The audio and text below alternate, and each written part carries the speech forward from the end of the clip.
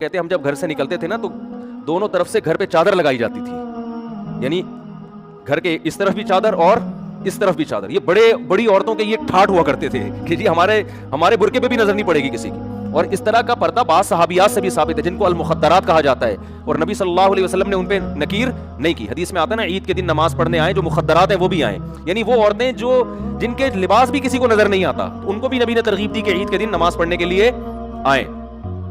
तो ऐसा पर्दा हुआ करता था। ये दादी का वाकया कहां से आया भाई?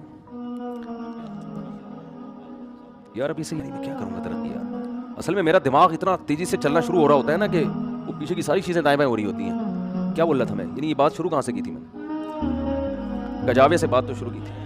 हाँ, हजरत आयशा का वाकया सुना रहा था मैं। वो मौजू तो मुझे याद था। ये हजरत आयशा रजी अल्लाह ताला अन्हा एक हौदज में, गजावे में, और हजरत सौदा दूसरे गजावे में।